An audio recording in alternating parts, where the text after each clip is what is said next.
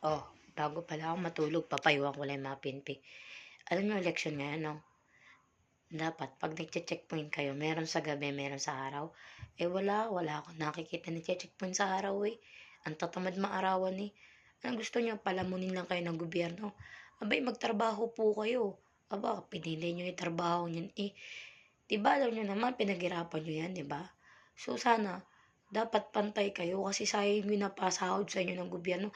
Ang damot niyo na nga sa mga mahihirap, buti nga kayo nakakakain kayo ng 3 times a day. Minsan lang pagka meron kayong mission tsaka lang kayo mag-aasikaso, 'di ba? So, sana ngayong wish kong ngayong eleksyon, lahat ng pulis nasa kanto at nagche-checkpoint sa araw hanggang tanghali. Okey 'pag gabi, pero sana 'wag lagi sa gabi.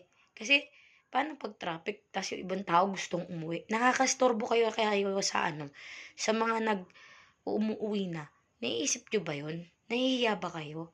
Kasi ako nakakahiya naman sa inyo kasi government kayo kailangan lagi kayo rerespetuhin. Respetuhin niyo rin yung ibang tao, yung trapiko. Kasi nakakastorbo kayo, totoo lang.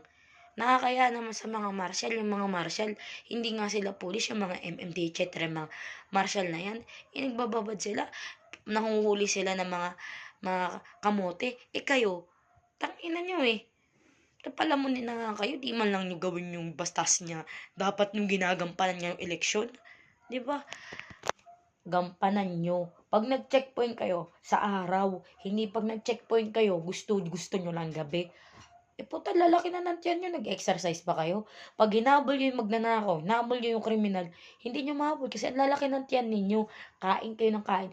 Subalit na gawin ninyo, number one, tulungan niyo yung mga mahihirap, bigyan niyo ng pagkain, o di man, bigyan niyo yung mga pulubi.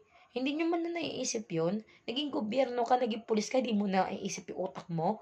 Alam niyo kung ayaw niyo mapagsalitaan kayo ng ibang tao, lalo na ng isang gaya ko, na simpleng citizen Pilipino, isipin niyo yung mga utak ninyo para hindi ko kayo tinatawagan sa 911 para pagsabihan ko kayo. Bakit kala niyo ba close tayo? Hindi tayo close, men.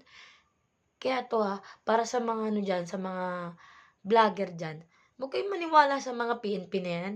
Minsan sila may pagkakamali din. Nga sila nga nagpapasarap nga sa buhay, naninirapan ng pagkatao ko, eh. So, ang laki na nga ng atraso ninyo sa akin. So, nakakahiya naman sa inyo. Shoutout naman sa inyo 'no. Mahiya naman kayo 'no. Kung hindi ko 'di ba sinasabi niyo sa'kin masasakit na salita, eto rin sasabihin ko, patay gutom kayo ng gobyerno. Kaya gawin niyo ang trabaho niyo, sayang 40,000 talo niyo pa nga yung mga nagtatrabaho sa opisina, tapos dadagdagan pa yung sahod ninyo.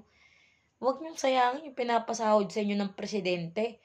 Aba, mahiya-hiya naman kayo, gawin niyo yung trabaho ninyo.